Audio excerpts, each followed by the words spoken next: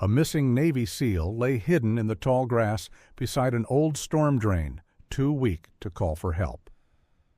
Above him, the California sun shone bright, while the whole city kept moving. Then an FBI agent's German Shepherd stopped cold. In the SEAL's hand was a plastic shard marked 13 doors. If you believe God still sends loyal hearts to find the forgotten, leave amen. By noon, the eastern edge of Los Angeles looked too bright to be hiding anything. Sunlight flashed off warehouse roofs, truck mirrors, and the silver backs of stacked containers until the whole industrial district seemed washed in white fire. Diesel hung in the air with the bitter smell of hot metal, dry weeds, and pavement that had been baked since morning. FBI Special Agent Mara Ellison stepped out of her black SUV and adjusted her sunglasses, letting her eyes travel over the freight yards, the chain-link fences, the rusted gates, and the long rows of trailers waiting like silent witnesses. At 30, Mara had the calm face of someone older than her years, with chestnut brown hair tied low at the back of her neck, pale skin warmed by the California sun, and gray-blue eyes that did not rush to judgment. She had learned, through too many cases and too many late nights, that large crimes rarely announce themselves with thunder. They wore safety vests, carried clipboards, and smiled from behind company logos. Beside her stood Ash, her 5-year-old German Shepherd K9, a sable-coated dog with a dark, smoky back, golden-brown chest, sharp upright ears, and amber eyes that always seemed to be listening before anyone spoke. Ash was trained to track missing people, freight scents, oil, plastic wrap, and the strange mixed odors of warehouse life. But Mara trusted him for something beyond training. Ash noticed fear. He noticed when silence had weight. He noticed when a place looked ordinary only because everyone nearby had agreed to pretend it was. Mara had not come to Southern California for a simple stolen shipment. The Cargo Theft Task Force had been following a growing pattern for months. Trucks diverted from their routes, containers mislabeled, high-value goods vanishing between Los Angeles, Riverside, and San Bernardino, then reappearing in pieces through private garages, small resale channels, and storage units. The case had earned FBI attention because the money trail crossed state lines, shell companies were involved, and one missing load appeared tied to a sensitive defense contract. Then Caleb Rourke, a Navy SEAL quietly assisting with that narrow thread of the investigation, had disappeared. Some people were already whispering that Caleb had gone off book. Mara did not like whispers. Whispers were where cowards hid accusations they were afraid to sign. The trouble that drew her to Arroyo Wash drainage lot looked smaller on paper. Residents and workers had complained about a strange odor near the old storm drain behind a cluster of freight warehouses. Management claimed it was just runoff trapped in an outdated system. A city environmental technician had been sent. A few locals had gathered under the hard sun with printed complaints in their hands, but they held them low, close to their bodies, as if paper could become dangerous if raised too high. Lena Ortiz stood near a folding table stacked with bottled water, a small woman of 61 with warm brown skin, silver-streaked black hair pinned under a faded visor, and arms brown from decades of selling drinks to truckers and warehouse crews. Her face had the soft kindness of a grandmother and the careful eyes of someone who had learned not to repeat everything she knew. "Agent," Lena said, handing Mara a cold bottle. "I only sell water out here, but I know which trucks pass once and which trucks keep coming back." She glanced toward the rear fence, then lowered her voice. "Some of them come in broad daylight. That is what makes people stop asking questions." A young maintenance worker named Luis Calderon unlocked the side gate for Mara. He was thin, barely in his 20s, with close-cropped black hair, sun-darkened skin, and nervous hands that kept wiping themselves on his orange safety vest. "I'm not supposed to open this unless a supervisor says," he murmured, "but the smell's been worse near the back." He looked over his shoulder twice before stepping away. Fear moved through the lot like heat shimmer. Nobody ran. Nobody shouted. They simply avoided looking too long at the same thing. A sudden metallic ping snapped across the yard, bright and sharp, as if the sun itself had struck the fence with a small hammer. Ash froze. His ears lifted. The crowd noise seemed to fall away for one breath, leaving only the far hiss of highway traffic and the low hum of a refrigerated trailer. Then Ash turned his head toward the rusted rear fence, not barking, not pulling wildly, but standing so still that Mara felt the silence change shape. "What is it?" Mara whispered. Ash stepped forward.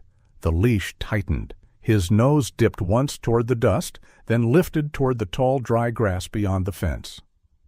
Mara signaled Luis, who swallowed hard, and opened the smaller service gate. Ash moved through first, low and certain, his sable coat brushing against brittle weeds.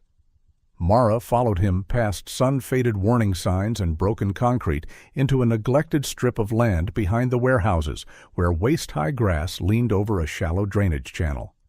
The smell changed there. Less diesel, more damp earth, old water, rust, and something human beneath it all. The storm drain waited at the end of the channel, a wide concrete mouth half hidden by weeds and shadow. It was not a household sewer, Mara noted at once, but an old industrial storm drain, large enough for maintenance crews in a previous decade and forgotten enough for someone else to find useful now. A section of the metal grate had been loosened, then pushed back into place badly. Ash did not go straight inside. He veered right toward a patch of flattened grass. There, nearly swallowed by weeds, lay a man. For half a second, Mara's mind refused the shape. Then training took over. She knelt beside him, checked his breathing, and pressed 2 fingers to his neck. A pulse answered, faint but present. The man was in his mid-30s, tall and strongly built beneath exhaustion, with short, dark brown hair, rough stubble along a hard jaw, and a face drained pale by heat, thirst, and whatever ordeal had led him out of that concrete dark. His clothes were streaked with mud from the storm drain. One hand was clenched around a small piece of plastic wrapped in waterproof tape. "Caleb Rourke," Mara breathed. Ash lowered himself beside Caleb, careful as a nurse, his nose near the man's hand, but not touching it. Mara called for medical support, then for a secure perimeter. Her voice stayed calm, but inside her chest something tightened. If Caleb had dragged himself out here in daylight and still vanished into the weeds, then someone had counted on this place being ignored. Someone had trusted fear more than darkness. Caleb's eyes opened for a moment. They were gray, unfocused, and full of a soldier's stubborn effort to remain in the world. His lips moved. Mara leaned close. "The badge knew," he whispered. Mara went still. Caleb's fingers tightened around the plastic. "Door 13. His breath caught, thin and dry. "Don't trust the route." Then his eyes closed again. Paramedics arrived through the gate, followed by task force officers and 2 confused warehouse supervisors who tried to come closer until Mara stopped them with one raised hand. "Nobody touches him except medical," she said. "Nobody touches that plastic." Her tone was not loud, but it carried. The supervisors stepped back. Lena Ortiz stood beyond the fence, one hand pressed to her chest. Luis looked at the ground, shaking slightly. As Caleb was lifted onto the stretcher, Ash rose but did not follow the medics. His eyes remained locked on the taped plastic still in Caleb's hand. Mara gently worked it free, only after photographing its position. The tape was damp, dirty, and scratched by desperate fingers. She peeled back one corner, slow and careful. 3 words had been carved into the plastic. 13 doors. Mara looked back at the storm drain. Under the white California sun, its concrete mouth sat black and still, as if it had given up one exhausted man but kept the rest of the story hidden inside. The hospital room smelled of antiseptic, warm plastic, and chicken broth that had already lost its courage. Caleb Rourke lay beneath a thin white blanket with an IV line taped to his arm, his skin still pale from the long crawl through the old storm drain. The doctor assigned to him was Dr. Naomi Price, a tall black woman in her late 40s with close-cropped curls, calm brown eyes, and the steady hands of someone who had carried many frightened families through bad afternoons without letting her own voice shake. She told Mara Ellison that Caleb had been dehydrated, exhausted, and affected by damp air trapped in the old drainage system. But he was alive, and that word alone seemed to put a little mercy back into the room. Mara stood near the window, watching the parking lot below, while Ash lay across the doorway like a sable-coated oath. The 5-year-old German shepherd did not sleep. His amber eyes tracked every shoe, every shadow, every rolling cart beyond the hall. Nurses stepped around him with careful respect. One of them whispered that he looked like a judge in a fur coat, and for the first time all day, Mara nearly smiled. Ash's ears flicked as if he had heard the compliment and found it acceptable. Caleb opened his eyes near sunset. His gaze moved slowly around the room, first to the ceiling, then the IV, then Mara, then Ash. Something in his face eased when he saw the dog. He was a hard-looking man, even weakened, 36 years old, with short dark brown hair, gray eyes, and rough stubble along a jaw that seemed built more for silence than conversation. But the moment Ash lifted his head, Caleb's expression softened into something almost boyish, a look of relief so brief it could have been mistaken for pain. "You found me," Caleb rasped. "Ash found you," Mara said. Caleb looked at the dog. "Then he outranks both of us." "He usually does." A faint smile tugged at Caleb's mouth, then faded when memory returned. He tried to sit up too quickly. Mara stepped forward, but Dr. Price touched his shoulder first, firm and gentle. "You are not going anywhere, Commander Rourke. Your body has filed a complaint, and I am siding with the body." Caleb gave her a tired glance. "Doctor, I have had worse." Dr. Price's face did not change. "Then you have had poor supervision." Ash gave a low huff from the doorway, and Mara could almost believe the dog agreed. The small humor helped the room breathe again. Mara waited until Dr. Price checked Caleb's vitals and left with strict instructions. Then she pulled a chair close, not too close, leaving him the dignity of space. "I need to understand why a Navy SEAL ended up crawling out of a storm drain behind a freight yard," Mara said. Caleb stared at the ceiling for a moment. "I was not investigating stolen televisions." "No?" "I was tracking one missing defense shipment, small crate, sensitive components. It disappeared between a bonded carrier and a redistribution point. On paper, it was a routing error. In real life, somebody folded it into a cargo theft pipeline." He swallowed, throat dry. Mara handed him water. He drank like a man, forcing himself not to hurry. The commercial theft ring was cover and engine both. They moved everything together: electronics, tools, AC units, shoes, toys, liquor, whatever could be sold fast. The sensitive crate was just one more box once the labels changed. Mara wrote nothing down yet. Some truths came out better when they were not chased by a pen. Caleb continued, voice low. "They do not simply take a truck. They redirect it. They swap paperwork. They mark good freight as damaged, returned, overstock, misloaded. Then it goes into houses, garages, storage units, back rooms, private vehicles. By the time anyone asks, the cargo has changed names 3 times.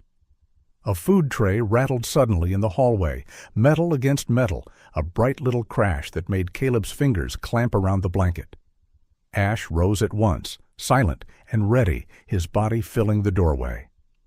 For one suspended second, the whole room seemed to hold its breath with Caleb. Then the nurse outside apologized softly, wheels squeaking away, and Ash turned his head back toward the bed as if reminding the wounded man that this was not the drain, not the warehouse, not the dark path behind him. Caleb exhaled slowly, Mara saw the effort it cost him to return to the present.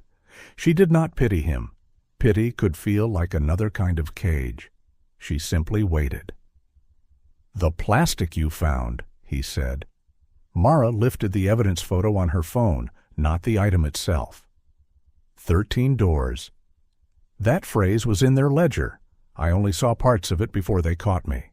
Door 1, door 4, door 9, door 13. Door means a place where cargo is opened, split, hidden, or moved again. Not always a warehouse. Could be a garage, a private house, a storage unit, even a vehicle yard. So 13 transfer or storage points. I think so. I do not know all of them. Who knew your route? Caleb's eyes shifted toward the door. Too few people. Before Mara could ask more, a man appeared in the hallway carrying 2 paper cups of coffee. Deputy Owen Pike was in his early 40s, broad through the shoulders, with sandy blonde hair, a neat mustache, and the kind of easy smile that tried to arrive before suspicion could. His tan uniform was pressed, his boots polished, and his voice had that friendly county rhythm that made every sentence sound like a favor. But his pale eyes moved too quickly, to Caleb, to Mara, to Ash, then back to Caleb. "Thought folks might need coffee," Pike said. "Heard our missing man woke up." Ash stepped forward before Mara said a word. He did not bark.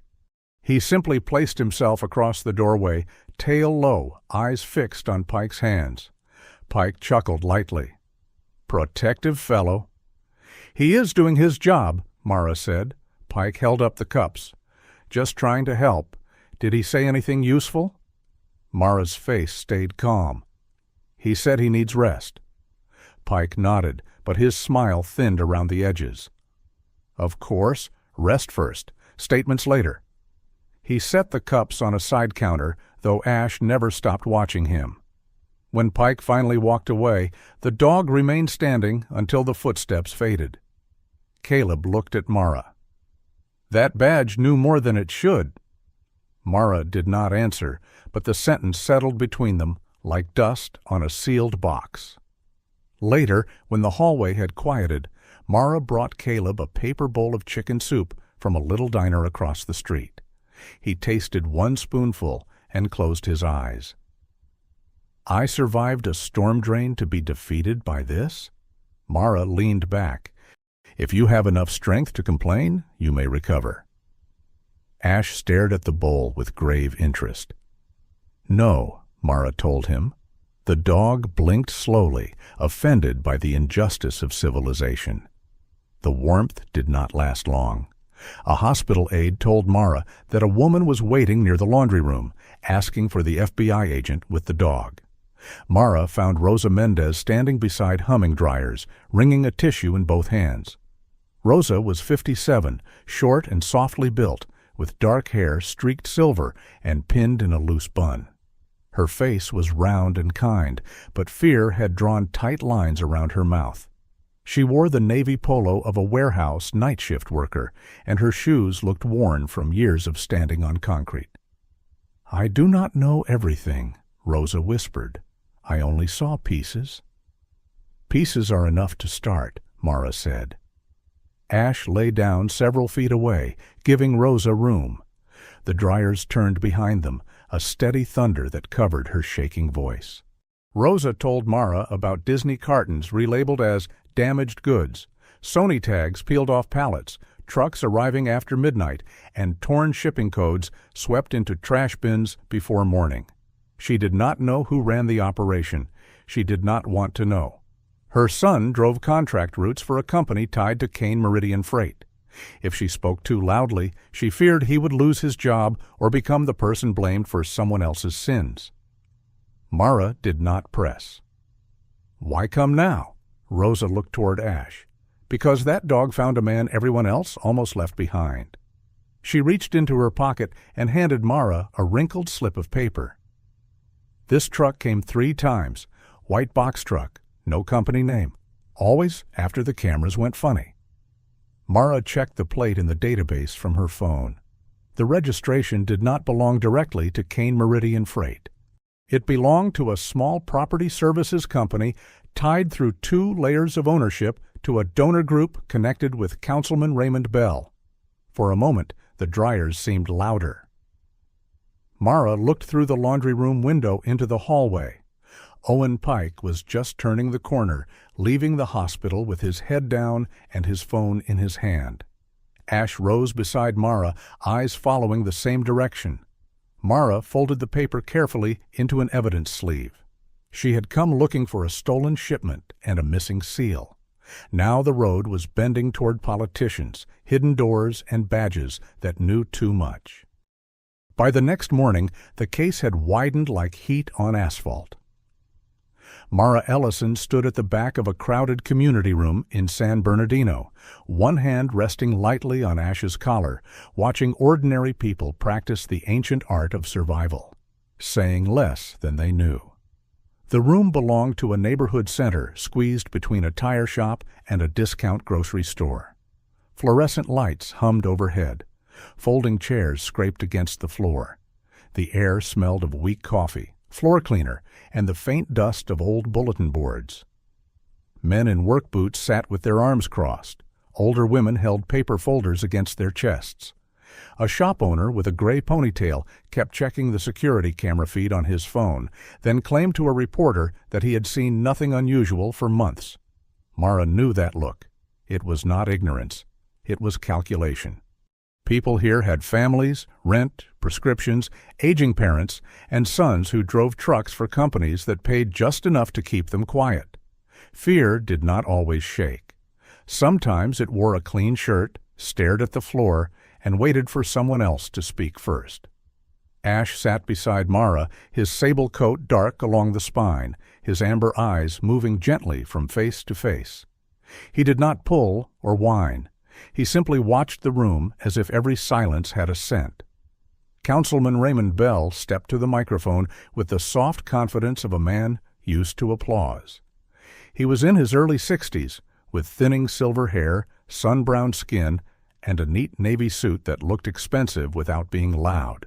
His smile carried the polish of campaign posters, but his eyes were restless, always measuring who agreed and who might become trouble. Bell spoke about jobs, stability, local businesses, and the danger of outside agencies misunderstanding the lifeblood of a working community. Every phrase sounded harmless, alone. Together, they built a wall. "We must be careful," Bell said, placing one hand over his heart. "Rumors can harm honest workers. A few complaints about trucks or warehouse noise should not become a cloud over the good people who keep this region moving." A woman near the aisle opened her mouth as if to object. Her husband, a thin man with tired shoulders and a Dodgers cap, touched her wrist. She closed her mouth. Mara saw it. So did Ash. Then Victor Kane entered, and the room changed without anyone admitting it. He was 54, tall, broad, without softness, with silver-threaded black hair combed back from a handsome face and a trimmed beard that sharpened his jaw. He wore a white shirt, a charcoal jacket, and brown leather shoes polished to a mirror shine. He moved slowly, greeting people by name, shaking hands with elderly residents, thanking a pair of drivers for keeping America supplied. His voice was low and warm, the kind of voice that made a threat sound like advice and a lie sound like a blessing. Victor handed a small electric fan to an older man sitting near the front. "For the center," he said. "Summer is not kind to buildings like this." The room softened around him. Not because everyone trusted him, Mara thought, but because some people needed to. A man who brought gifts was harder to accuse than a man who hid in shadows. Victor approached Mara after the meeting, his smile modest and measured. "Agent Ellison, I hear you're looking into our industry." "I am looking into stolen cargo," Mara said. "Then we want the same thing," Victor replied. "Real criminals hurt everyone, but suspicion, if handled carelessly, can do damage too." His gaze dipped briefly to Ash. "Beautiful dog." Ash lowered his head and sniffed near Victor's shoes, then the cuff of his sleeve. He did not make a sound, but his body changed, muscles tightening in a clean, quiet line. Mara noticed the faint scent before she understood why it mattered.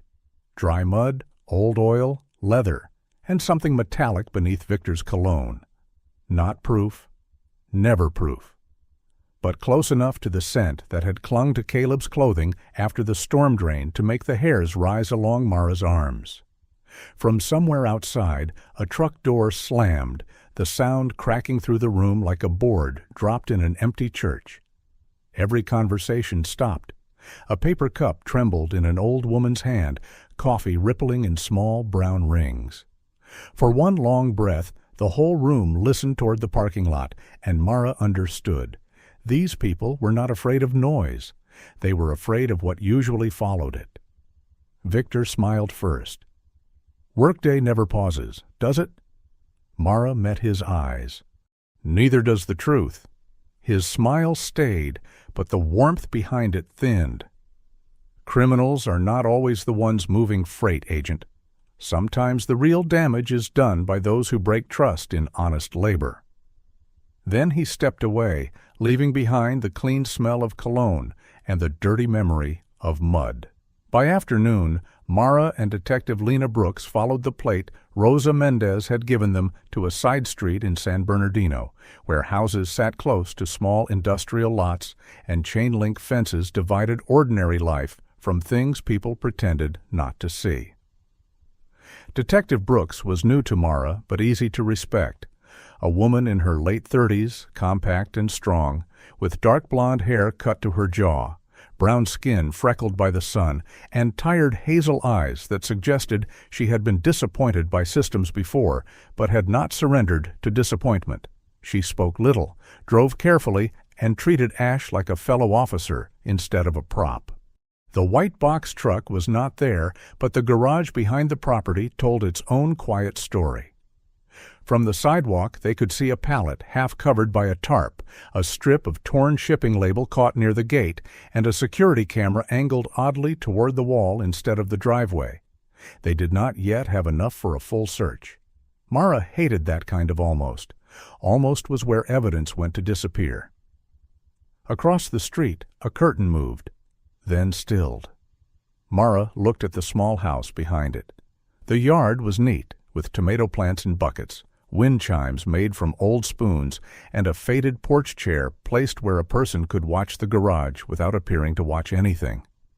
A gray cat sat at the window, round and ancient-looking, its green eyes narrowed with royal suspicion. "That is June Harlow's place," Brooks said quietly. 72. Widow. Called in a complaint last month about trucks. Report was taken by Pike. Mara felt the name land. "And after that?" Brooks looked toward the garage. She stopped calling. Mara walked to the fence with Ash. The curtain shifted again. "Mrs. Harlow?" Mara called gently. "I am Agent Ellison. I only want to ask about the trucks." No answer. Ash sat down outside the gate, calm as moonlight. He did not paw, bark, or press. He simply waited. The gray cat appeared at the screen door and gave Ash a look of deep personal disappointment. Ash lowered his head politely, as if greeting a tiny monarch. After a moment, the cat sat too. The door opened. June Harlow was small, thin, and upright, with white hair pinned in a careful twist and skin lined like folded parchment. She wore a pale blue cardigan despite the heat and held a dish towel as if it were a shield. Her eyes were sharp, though fear had made them watery. "I already told a deputy," she said. "Deputy Pike?" Mara asked. June's lips pressed together. That was answer enough. Inside, June's house was spotless. She apologized twice for the mess, though there was none. She served coffee so weak it looked like tea, then blushed as if it had betrayed her. Mara drank it anyway. Ash lay near the kitchen doorway, while the gray cat, whose name was Mr. Pickles, inspected him from a safe distance. June explained that Mr. Pickles usually slept through anything. But on certain nights, when trucks rolled into the garage across the street without lights, the old cat woke and scratched at the door. That was how June began writing down times, plate numbers, and vehicle colors in a little tin box that had once held Christmas cookies. She had called once. Pike took the report. 2 nights later, an unfamiliar car parked in front of her house for an hour with its engine running. After that, June kept her notes hidden beneath folded dishcloths. She handed Mara the tin with trembling fingers. At the door, June caught Mara's sleeve. Her voice dropped to a whisper. "I saw Deputy Pike take an envelope." "From a driver?" June shook her head and looked toward the garage where the crooked camera stared uselessly at the wall. "No, from one of Victor Kane's men." Mara sealed the tin in an evidence bag. Ash stood beside June, quiet and steady, and the old woman's shoulders lowered as if she had set down a burden she had carried too long alone. Mara Ellison did not move against Owen Pike the next morning. That was the hardest kind of restraint, the kind that sat behind the ribs and scratched. Every instinct in her wanted to pull him into a room, place June Harlow's tin box on the table, and ask why a trusted badge had become a doorway for Victor Kane. But instinct was not strategy. If Pike sensed the walls closing in, 13 hidden points could be emptied before sunset.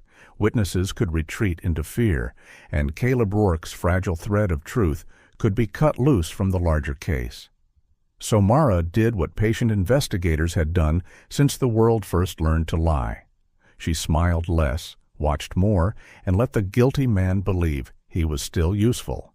The trusted circle was small. Detective Lena Brooks sat across from Mara in a secured conference room with blinds pulled low, her jaw tight, and her coffee untouched. Lena was usually steady, but today worry lived in the corners of her hazel eyes. She had spent years defending good drivers from the shadow cast by bad companies, and this case cut too close to home. Beside the wall, Ash lay with his head up, his sable coat catching the pale strip of morning light under the blinds. He looked calm, but his ears told the truth. Every sound in the hallway passed through him first. At the end of the table, Caleb sat in a gray hospital sweatshirt, thinner than he had looked in the old file photos, but upright now, with a blanket across his knees and a stubborn dignity in his shoulders. Dr. Price had allowed him out of the hospital only under strict limits, and even then, Mara suspected the doctor had done it because Caleb looked more miserable resting than working. A federal prosecutor joined them by secure video. Her name was Allison Grant, 45, narrow-faced and sharp-eyed, with dark hair pinned into a clean knot and a voice that never wasted words. She had the stillness of a woman who had read too many weak affidavits and refused to sign one. "I need probable cause for each location," she said. "Not suspicion, not instinct, not a heroic dog with good taste in suspects. Give me facts, and I can help you open doors." Caleb leaned forward. Their ledger used the word door as a storage point, not a literal entrance. Door 1, door 4, door 9, door 13, each one tied to a type of freight or a route. He pointed to the map spread across the table. Los Angeles is the intake. Riverside is where loads split. San Bernardino is where smaller shipments get washed clean through garages, houses, and storage units. "Door 13?" Mara asked. Caleb's eyes darkened. That one felt different, the way they guarded it. "I think it is either money or records." Before anyone could answer, Pike appeared at the conference room door with a paper folder tucked under his arm. Broad-shouldered, clean-mustached, and wearing that same eager smile, he looked like the kind of officer a nervous witness might trust by accident. "Morning," he said. "Heard you folks were regrouping. Caleb, remember anything fresh? Rosa say more? And what exactly did Mrs. Harlow hand over?" Too many questions, too neatly stacked. Ash rose before Mara spoke. The dog did not move toward Pike, but he stood in the center of the room, amber eyes fixed and quiet. Pike gave a small laugh. "That dog has never warmed up to me." "He is selective," Lena said, her voice dry. Mara took the folder from Pike without inviting him in. "We are still sorting witness notes." Pike nodded, but irritation flickered under his smile. "Well, do not keep the local side blind. This is still our backyard." After he left, the room stayed silent for a beat. Caleb looked at the closed door. "He is fishing." "He thinks he is," Mara said. "Now we let him swim." A phone vibrated on the table, a thin, insect-like buzz that sliced through the room's stillness. Lena glanced at the screen, and her face changed. The local news had just posted a short piece citing an unnamed source. Questions had been raised about whether Caleb Rourke acted alone before disappearing. The words were careful, polished, and poisonous. Caleb read the headline once, then looked away, but Mara saw his hand close slowly around the edge of the blanket. No one spoke for several seconds. Even Ash stepped closer, his nails clicking softly on the floor, then placed his muzzle near Caleb's knee. Caleb's throat moved. He did not touch the dog at first. Then, with visible effort, he rested 2 fingers on Ash's head. Mara kept her voice low. "If Victor wants your honor, it means you are still holding something he fears." Caleb looked at her then. The old soldier in him was tired, but not gone. "Then let us make him fear properly." They found the first hard thread behind the station, of all places. Pike had taken a call outside near the service lot, and when he returned, Ash pulled toward a trash bin by the rear steps. Mara did not make a show of it. She let Lena create a reason to walk that way, then watched Ash lower his nose to a crumpled pair of disposable gloves half hidden beneath coffee cups. The gloves carried Pike's scent, but tucked inside one finger was a torn strip of packaging from a prepaid phone. Not enough alone. Enough to preserve. Enough to add to the pile. That afternoon, Eli Turner came in through the side entrance of a small task force office, shoulders bent as if every camera in California had turned toward him.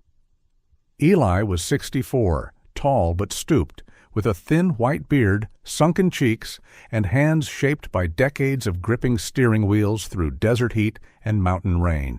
His plaid shirt was tucked neatly, his boots polished from habit, and his eyes held the shame of a man who had confused silence with survival for too long.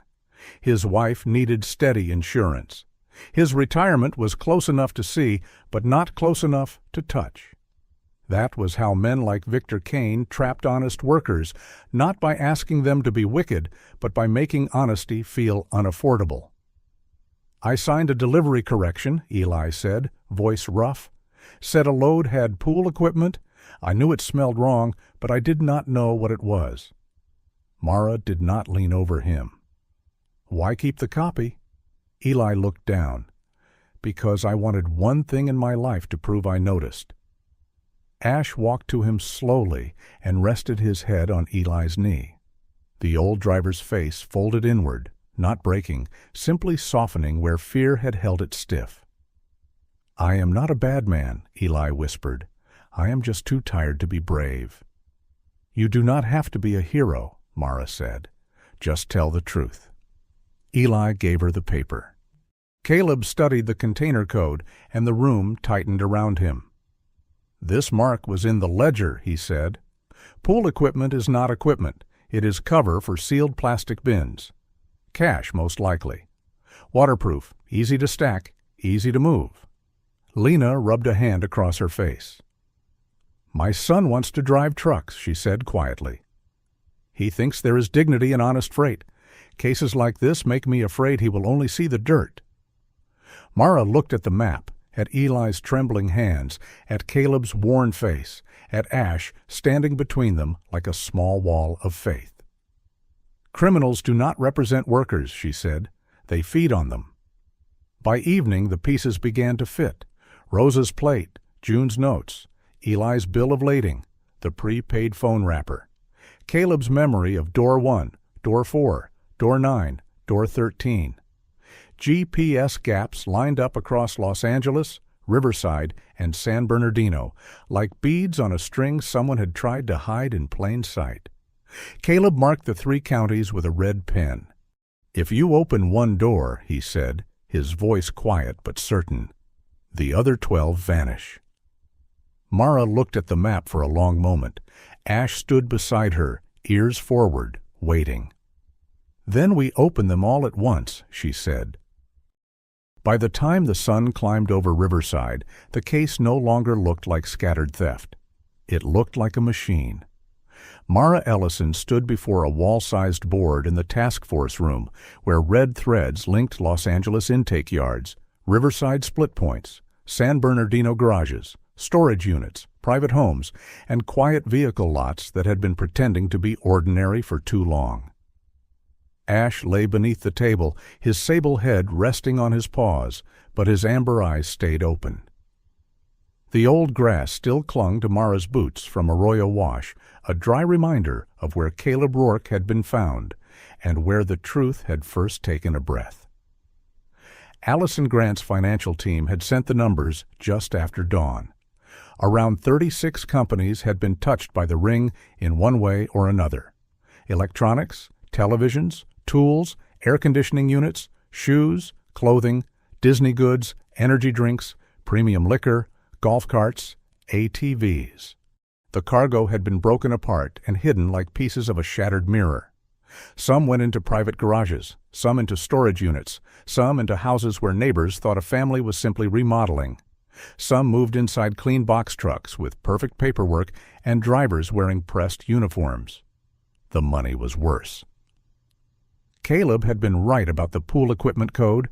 It pointed not to one container, but to sealed plastic bins spread across multiple locations, each one quiet, waterproof, easy to carry, and easy to deny.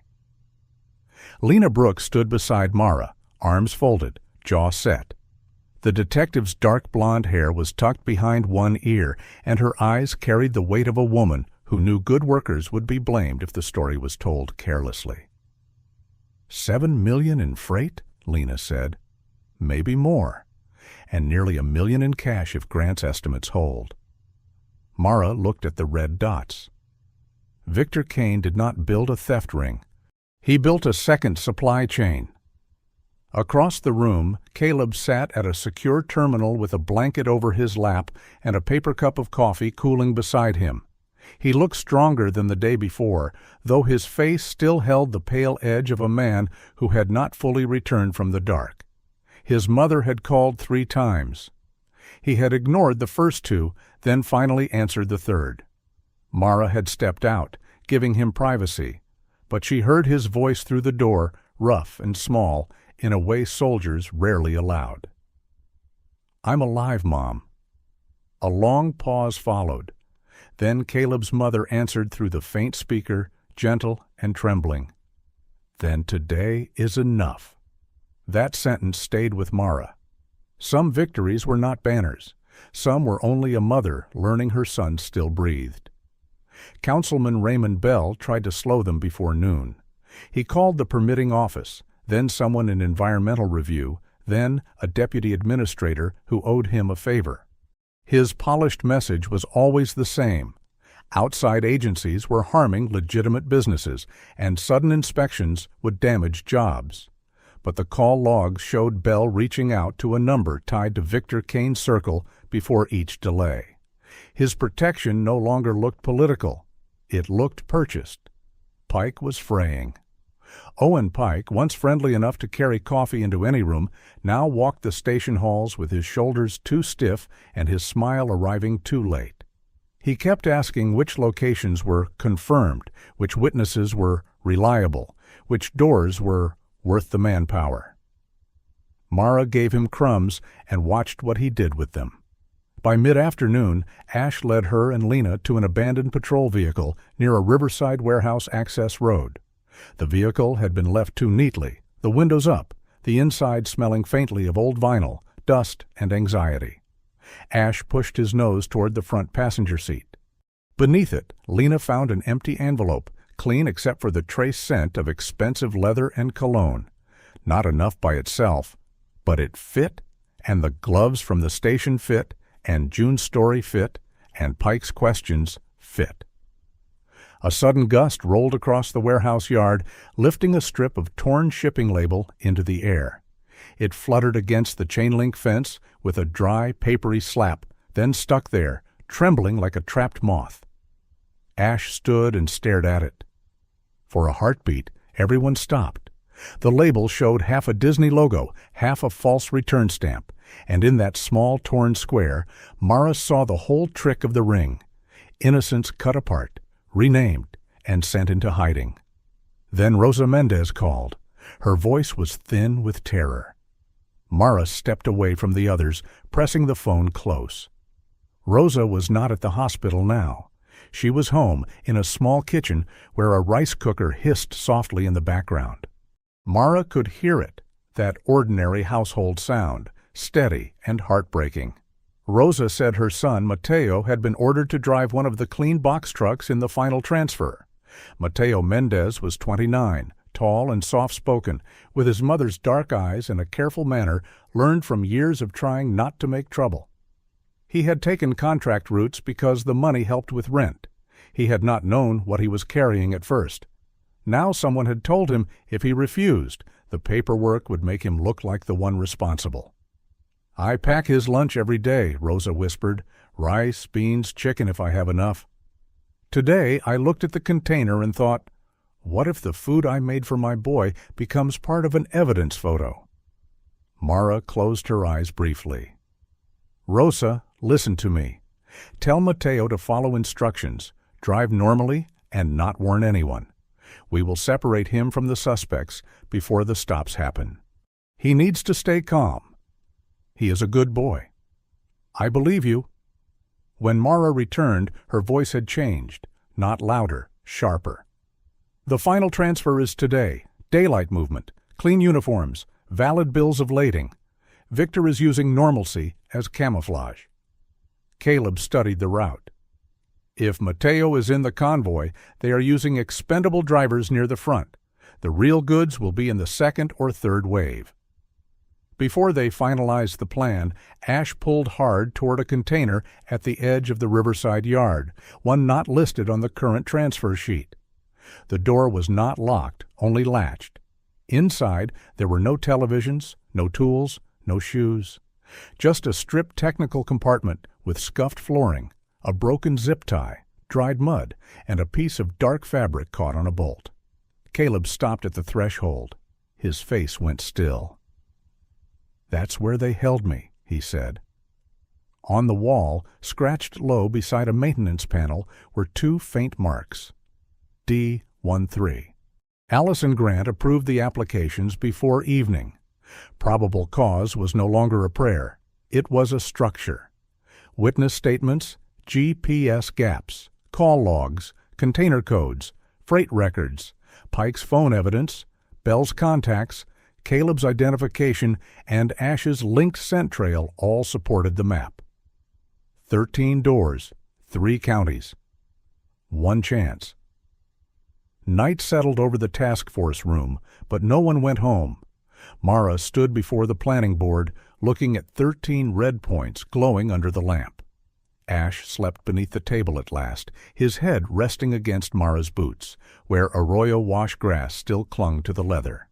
Mara spoke softly, almost to the dog. "Tomorrow we open 13 doors." Morning came clean over Southern California, pale gold at first, then white and sharp across the roofs of freight yards, storage lots, and quiet streets where families still slept beside evidence they did not know was waiting to be found. Mara Ellison stood in the command room with Ash beside her, watching 13 red points glow on the screen across Los Angeles, Riverside, and San Bernardino. Around her, the task force moved without drama. Radios were checked, evidence bags were stacked, financial investigators reviewed company names one final time. Local officers who had earned trust stood beside federal agents, not as heroes in a story, but as tired people determined to do one clean thing before the day grew loud. Caleb Rourke remained at the command center, exactly where Dr. Price and Mara had ordered him to stay. He wore a plain gray sweatshirt, his face still thinner than it should have been, his dark stubble trimmed now, but not gone. His gray eyes moved from map to radio to live feed, steady and useful. He was not charging into the field. That mattered. This time his courage was quieter.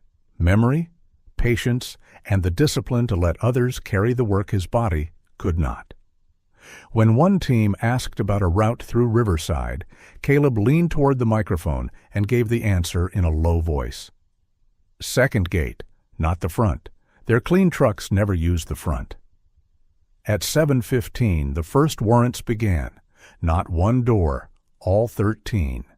A house in Los Angeles revealed stacked televisions and boxed electronics hidden behind false shelving in a garage. In Riverside, a tool shed behind a private residence held power tools still carrying partial shipping marks. At a storage unit in San Bernardino, investigators found shoes, clothing, and unopened cartons marked as damaged returns, though the goods were clean and new. A vehicle lot produced golf carts and ATVs tucked beneath gray tarps. A warehouse office gave up freight ledgers, burner phones, and printed route sheets. The machine Victor Kane had built was not beautiful when opened. It was only greedy, ordinary, and careful. Rosa Mendez's son, Mateo, was pulled aside early, as Mara had promised. He was shaken, but safe. His clean box truck carried paperwork designed to make him look responsible for a shipment he had not chosen. When he saw the agents, the first thing he said was not about himself. It was, "My mother knows I am okay, right?" Mara heard it over the radio and closed her eyes for one brief second. In a case measured by millions, that question felt like the first honest number of the day. Owen Pike tried to run from nothing visible. That was how Mara knew the evidence had reached him before the agents did. He was found in a side office at the local station, standing over a desk with his phone in one hand and a pale, empty look on his face. Pike, once so eager with coffee and helpful questions, now seemed smaller inside his uniform.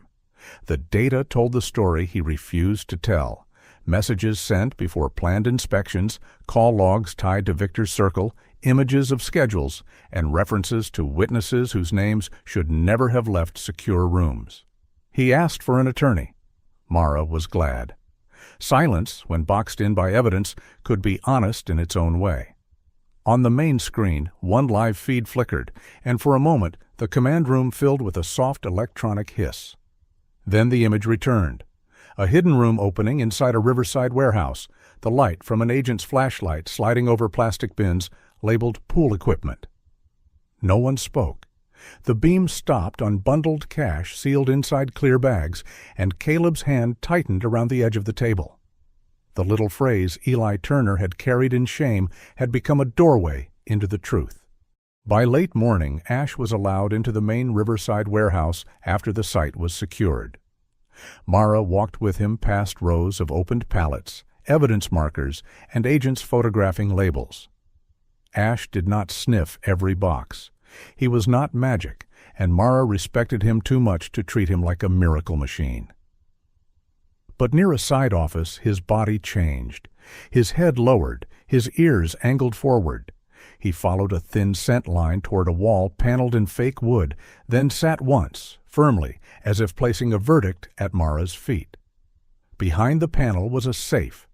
Inside were the bones of the whole scheme, a map labeled by door numbers, container codes, truck schedules, names attached to payments, a small packet of documents tied to Councilman Raymond Bell, and copies of messages that showed Pike had warned Victor's people when the investigation moved too close. Allison Grant, watching through the feed, said only, "That will do." Raymond Bell was taken from his office without spectacle. His silver hair was neatly combed, his navy suit pressed, but his face had turned the color of old paper. He did not shout. He did not claim a grand conspiracy. He only looked at the cameras outside City Hall and seemed to understand that the speeches about jobs and community would not cover the payments, the delayed inspections, or the favors hidden inside polite phone calls. Victor Kane lasted longer. He sat in a glass-walled conference room at Kane Meridian Freight, hands folded, trimmed beard neat, jacket still perfect. When Mara placed the evidence before him, Caleb's photo near the storm drain, the door 13 map, GPS gaps, ledgers, witness statements, cash records, container codes. Victor's warm business smile remained for 3 seconds too long. Then it disappeared. He asked for his attorney. He offered no confession. He did not need to. The truth had finally learned to speak without his permission. By sunset, the summary was clear. 9 suspects in custody, 13 locations searched, roughly $7 million in stolen freight recovered, and nearly $1 million in cash secured. The case would move to county and federal prosecutors for grand theft cargo, money laundering, receiving stolen property, obstruction, and bribery. But numbers were not the whole ending. Weeks later, Rosa packed lunch for Mateo again, and this time he drove for a clean company. Eli Turner kept his retirement and entered witness protection quietly, with more dignity than fear. June Harlow sat on her porch with weak coffee while Mr. Pickles slept through passing trucks for the first time in months. Detective Lena Brooks told her son that freight work was still honest work when honest people held the wheel. Caleb began walking short distances with Ash. The German shepherd always slowed for him, pretending to inspect weeds whenever Caleb needed a breath. Near the sealed storm drain at Arroyo Wash, Mara stood with them in the morning light. Clean trucks moved in the distance. Dry grass bent softly in the wind. Mara looked down at Ash and remembered the day he had stopped there, refusing to ignore what everyone else had nearly missed. In Southern California, people would remember the case by its numbers. 9 suspects, 13 search warrants, $7 million in freight, $1 million in cash. But Mara Ellison would remember it differently. In broad daylight, beneath white sun and stubborn grass, a German shepherd had stopped beside an old storm drain and heard the truth, still breathing. At the end of this story, perhaps the greatest lesson is not only about stolen freight, hidden money, or the people who used fear to keep a community silent. It is about the quiet courage it takes to tell the truth when staying silent feels safer. Mara, Caleb, Rosa, Eli, June, and even young Mateo remind us that ordinary people can carry extraordinary strength. Sometimes justice begins with a badge, sometimes it begins with a witness, and sometimes, by God's grace, it begins with a loyal dog who refuses to walk past a place where a human soul is still waiting to be found. Ash did not understand money, power, politics, or paperwork, but he understood fear. He understood a fading breath in the grass. He understood that someone had been left behind. That is why animals deserve our love, our protection, and our respect. They may not speak as we do, but they often hear what our busy hearts miss. They remind us to be gentler, more patient, and more faithful in the small moments of everyday life. Maybe the miracle in this story was not loud. Maybe it was not a flash in the sky or a voice from the clouds. Maybe the miracle was a dog stopping beside an old storm drain, a mother making lunch for her son, an old driver choosing truth over shame, a widow writing down license plates because her heart still knew right from wrong. Maybe God places small signs along our path every day, and the question is whether we are humble enough to notice them. So, as you go back into your own life, remember this. Do not ignore the quiet voice that tells you to do good. Be kind to the elderly. Protect the vulnerable. Treat animals with tenderness. Speak truth when you can. Offer help when someone looks lost. A small act of goodness may be the very thing that pulls someone else out of the dark. If this story touched your heart, please share it with someone who still believes in courage, loyalty, and second chances. Leave a comment and tell us where you are watching from, or share the name of an animal who once changed your life. And if you want more stories of faith, justice, and the beautiful bond between humans and animals, please subscribe to the channel. May God bless you, protect your family, watch over every loyal animal, and guide all of us to live with a little more kindness, courage, and love each day.